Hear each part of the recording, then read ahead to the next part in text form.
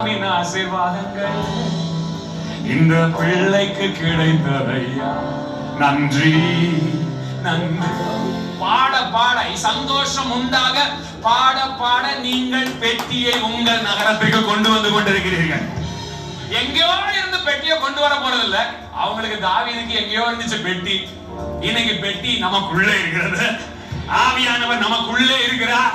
உள்ள இருக்கிற ஆவியானவரை சைலண்டா வச்சுக்கிறதும் அவரை அனுபவிக்கிறது நம்ம கையில தான் இருக்கு. ஆமே. பக்கத்துல சொல்லுங்க, சந்தோஷம் உண்டாக பாடுங்கள். உம்முன்னு இருக்காதீங்கன்னு சொல்லுங்க. உம்முன்னு இருக்காதீங்க, ஒருன்னு இருக்காதீங்க. சும்மா சொல்லுங்க, ஒருன்னு இருக்காதீங்க. சந்தோஷமா பாடுறவங்களையும் முறைச்சு பார்க்காதீங்க. என்ன ஆச்சு இந்த அக்காவுக்கு?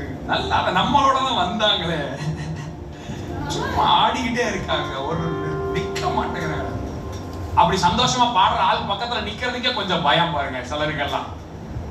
இவங்க பாடி அவர் வேற கேமராவை திருப்பி நம்மள முகத்தை காமிச்சிட்டா நம்ம என்ன செய்யணும்? சந்தோஷம் உண்டாக பாடுங்க. அது பரிசுத்த ஆவியானவரை கொண்டாட வைக்கும், அனுபவிக்க செய்து விடும். ஆமென் சொல்லுங்க பார்க்கலாம். ஹalleluya. சத்தமா சொல்லுங்க ஹalleluya. மூன்றாவது ஒரே ஒரு காரியத்தை நான் சொல்லி முடிக்கிறேன். நிறைய இருக்கு. 24வது வசனம் சொல்லுகிறது, செபனியா, யோசபாத், நெதனயேல், அமாசாயி, சகரியா, பெனாயா, எலியேசர் என்னும் ஆசாரியர் தேவனுடைய பெட்டிக்கு முன்பாக